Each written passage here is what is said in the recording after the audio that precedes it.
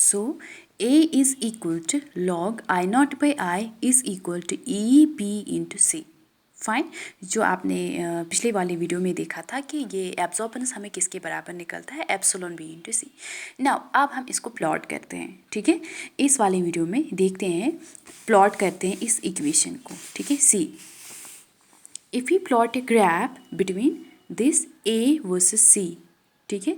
Equation क्या है, A is equal to epsilon B into C. So this C, this is on the X axis, ठीक है। A कहाँ पर है, Y axis. So if you see this equation, ठीक है, कैसे कि इक्वेशन ऑफ स्ट्रेट लाइन की नज़र से, ठीक है। जब आप इक्वेशन ऑफ स्ट्रेट लाइन की नज़र से आप इसको देखोगे तो आपका जो इंटरसेप्ट है ना वो ज़ीरो आपको मिलेगा। इक्वेशन ऑफ स्ट्रेट लाइन क्या है, y is equal to M X plus C. Intercept क्या है इसको, ज़ीरो, ठीक है। तो x क्या है, c, ठीक है।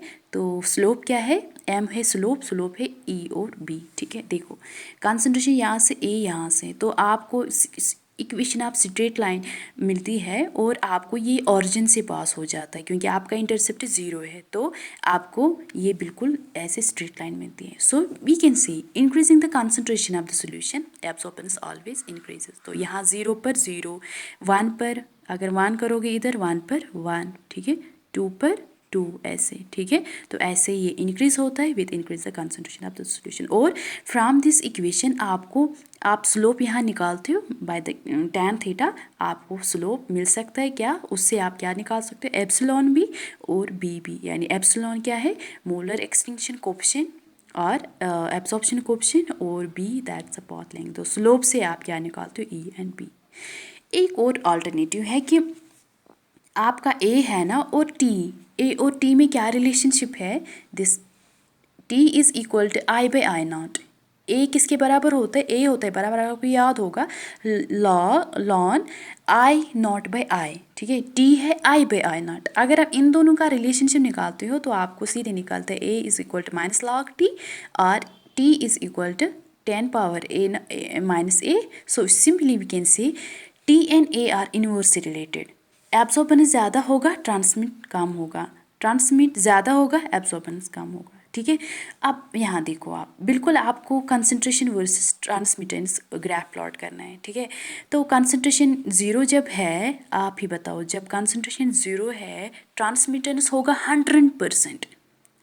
जब कंसंट्रेशन ज़ीरो है यानी कोई भी एटम नहीं है कि वो एब्जॉर्ब करे क्या, एब्जॉर्ब रेडिएशन, ठीक है ना, यानी डाइल्यूट सोल्यूशन, उसमें कोई भी आपको सोल्यूट पार्टिकल्स नहीं है, तो कोई भी एब्जॉर्प्शन नहीं होता है, तो सारा का सारा ट्रांसमिट हो जाता है, तो 100% ट्रांसमिटेंट। अब आप ही बताओ, आप कंसंट्रेशन को इंक्रीज़ करोगे तो ये नीचे जाता है, यानी डिक्रीज होता है ट्रांसमिटेंस, क्योंकि कुछ मॉलिक्यूल्स अब बन गए आपकी इस सोल्यूशन में कि जो कुछ रेडिएशन एब्जॉर्ब करेगा, ठीक है। तो ट्रांसमिट रेडिएशन पर क्या इफेक्ट पड़ेगा, वो कम हो जाएगा। सो we can say, in short we can say, with increasing the concentration transmittance decreases. फिर यहाँ पर आपको क्या मिलता है, वेरिएशन आता है, तो यहाँ पर फिर ये थोड़ा चेंज हो जाता है। But which graph is convenient then what, क्या ये ग्राफ आपको कन्वीनियंट है कि ये ग्राफ कन्वीनियंट है, ग्राफ ये वाला इजी है। So that's why what, hence this plot is more convenient. क्यों, क्योंकि ये ऑरिजिन से पास हो जाता है। As we can see from the plot of A versus C is a straight line passing through the origin, hence this plot is more convenient to interpret than the plot of T versus सी.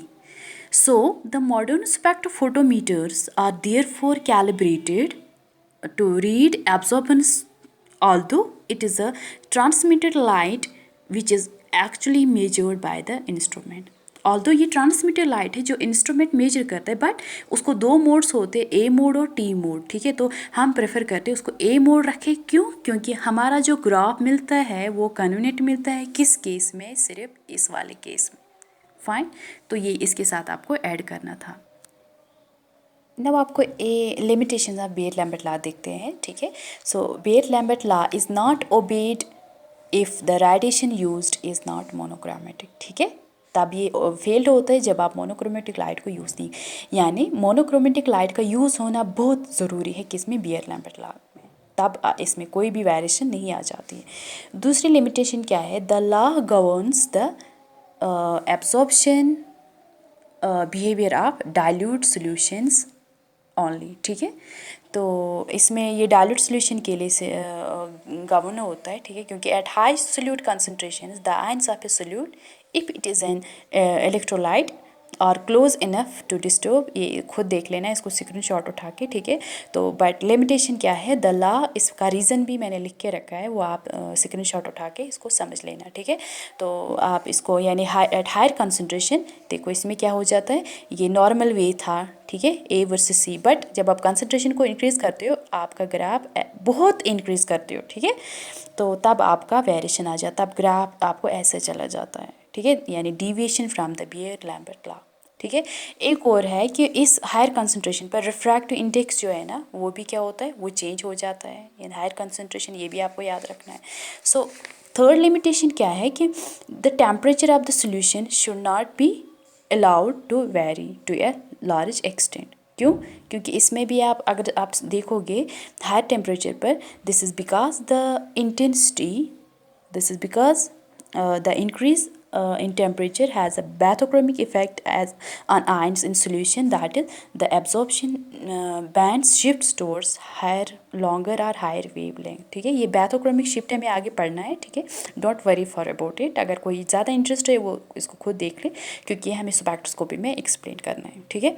तो आपको इतना याद रखना है, temperature vary नहीं होना चाहिए, ठीक है, ये इसकी लिमिटेशन है। कंसंट्रेशन भी ज़्यादा करें तो उसमें भी वेरिएशन आ जाता है, क्योंकि उससे रिफ्रैक्टिव इंडेक्स भी चेंज हो जाता है। रीज़न क्या है वो आप देख लेना, यहाँ मैंने लिख के रखा है सारा, इसको स्क्रीनशॉट उठाना। और मेन थिंग इसकी रेडिएशन मोनोक्रोमेटिक अगर होगा तो ठीक है, अगर नहीं होगा तो वो उसकी लिमिटेशन है, क्योंकि monochromatic radiation is important for किसका, बियर लैम्बर्ट लॉ का।